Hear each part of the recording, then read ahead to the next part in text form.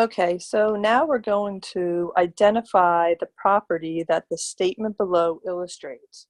So with A, I have 7 plus 4 is equal to 4 plus 7.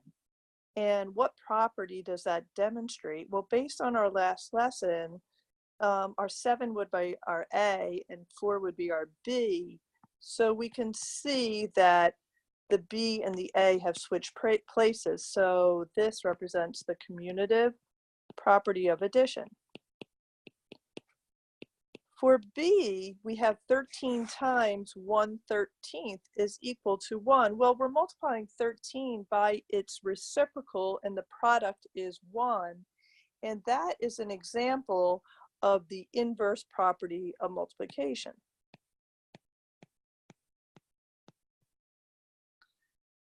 Below, we are asked to use properties and definitions of operations to show that A plus the quantity 2 minus A is equal to 2. So we're going to go through this and we're going to justify each step of this evaluation as if it were a proof.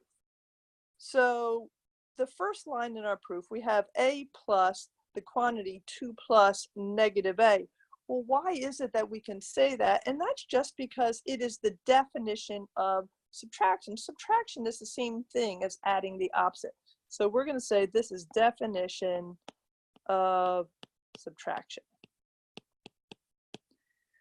Line 2 in our proof says A plus the quantity negative A plus 2. So it looks like we have just reversed the order of 2 plus negative A into now its new position, negative A plus 2.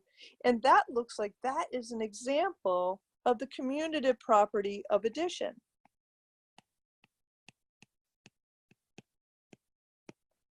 Step 3 of our proof says the quantity of A plus negative A plus 2. Well, A plus negative A, we have just grouped the first two terms of our expression together. The order of the A, negative A, and positive 2 have not changed. We've just changed grouping symbols. And when we change grouping symbols, we say that we can justify that through the associative property of addition.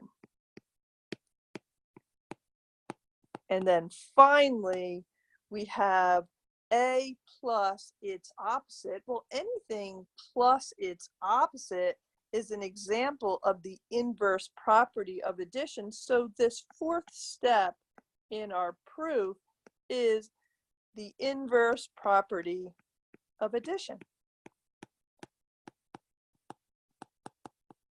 And our inverse property of addition leads us to 0 plus 2. Well, 0 plus any number is going to equal itself. And we're going to say that that is the identity property of addition. And there you have it.